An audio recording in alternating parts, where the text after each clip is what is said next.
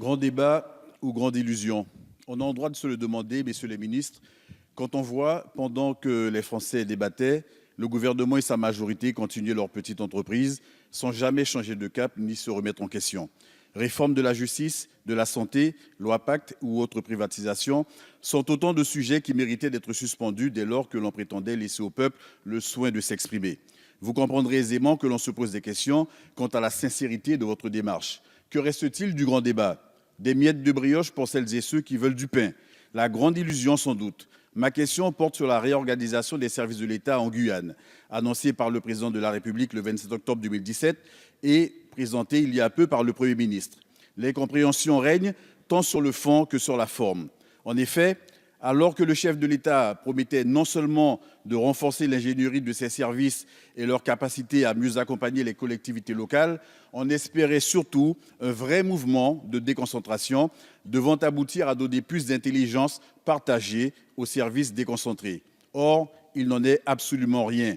Sur la forme, cette réorganisation intervient sans que les parlementaires de Guyane, dont le rôle est aussi de contrôler l'action du gouvernement et d'évaluer les politiques publiques, n'aient été consultés, pas plus d'ailleurs que les élus locaux.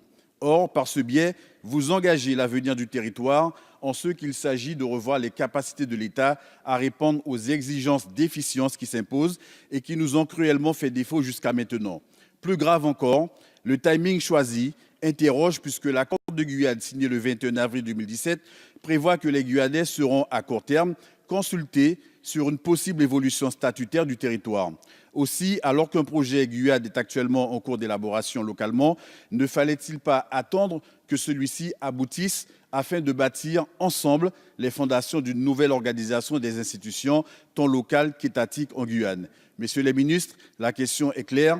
Peut-on cesser de mettre la charrue devant les bœufs afin de démontrer la vraie motivation de l'État à accompagner la Guyane vers l'excellence? Je vous en remercie. Oui, monsieur le ministre.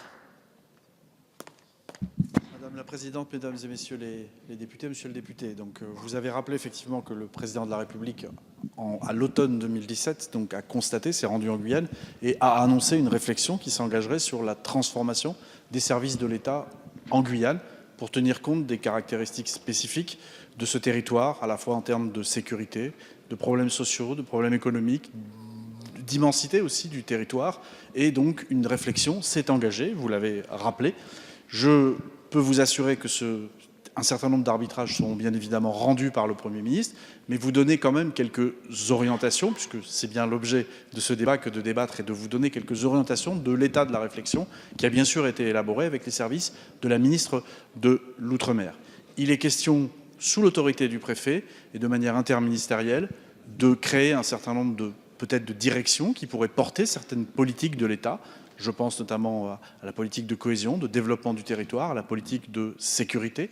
Il est sans doute aussi question, en tant que deuxième orientation, d'avoir sans aucun doute également une possibilité de mutualisation des moyens entre l'ensemble des services de l'État. Comme vous le savez également, et c'est une autre orientation, une réflexion s'est également engagée en termes d'ingénierie bâtimentaire, en termes d'immobilier, pour peut-être sans doute créer à une échéance de moyen terme une cité administrative à Cayenne, une autre à Saint-Laurent-du-Maroni qui pourrait être créée et regrouper les services de l'État pour réorganiser l'organisation de l'État à l'échelle du territoire guyanais.